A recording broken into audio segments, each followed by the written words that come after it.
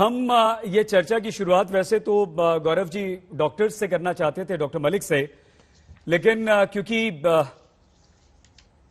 आपकी सरकार है और देशवासी अपनी सरकार की तरफ बहुत ही आशा की दृष्टि से गौरव जी देखता है। केसेस बढ़ रहे हैं, कोई शक नहीं, स्थिति गंभीर है, यह आप हम सब बहुत अच्छी तरह से समझ रहे हैं।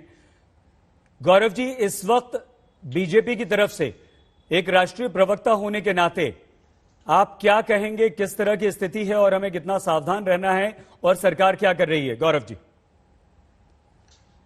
सही जी, आपने बहुत ही महत्वपूर्ण प्रश्न पूछा है और मैं श्री नरेंद्र मोदी जी ने जो देश को संबोधित करते हुए आश्वासन दिया था देश को, उसी को आगे बढ़ाना चाहूंगा। आपने बहुत सही बात कही कि स्वाभाविक है कि आम जनता में कुछ डर कुछ लोग भी पैदा करें और आए भी।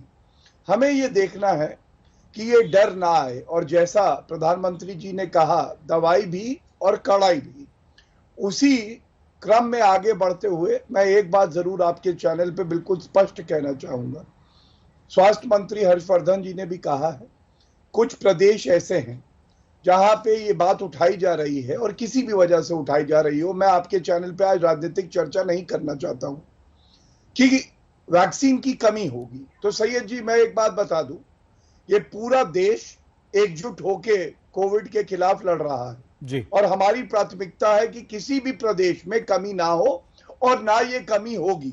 कुछ आंकड़े हैं जो मैं दूसरे भाग में कार्यक्रम के रख दूंगा, लेकिन अभी अति आवश्यक है कि हम लोग भूल जाएं कि हम लोग अलग अलग प्रदेशों से हैं, हम भूल जाएं कि हम सत्ता में हैं या विपक्ष में हैं। हम सिर्फ और सिर्फ समर्पित हो जाए देश की जनता के प्रति, और वैक्सीन की कोई कमी किसी भी प्रदेश को ना अभी तक हुई है ना होगी।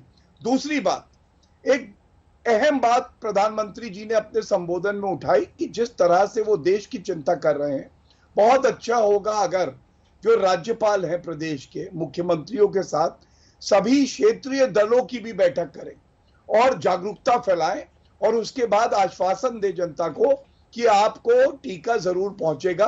ये केंद्र की और प्रदेश की सरकारों की संयुक्त रूप से जिम्मेदारी है। तीसरी बात, 11 से 14 तारीख तक एक टीका उत्सव की बात करी। कुछ दल ऐसे हैं, विपक्षी में नाम नहीं लूंगा क्योंकि राजनीति शुरू हो जाती है, जिन्होंने कहा उत्सव क्यों कहा। देखिए, अगर टीका लगेगा और किसी भारतीय की जान बचेगी तो ये एक उत्सव ही है। और दूसरी बात, शब्दों पे अगर नहीं भी जाना चाहते, नियत पे और उद्देश्य पे तो जा सकते हैं ना।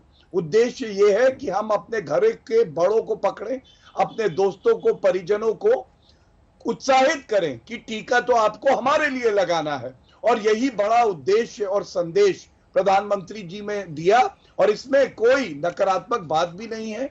आज हम सबको एकजुट हो जाना चाहिए और जो पूरे देश में आज तक के दर्शक हैं वो भी देखें कि राजनेताओं ने एक नई मिसाल कायम कर दी है, जहां आलोचना नहीं करते हैं, एक दूसरे का हाथ पकड़ के आगे बढ़ाते हैं देश को।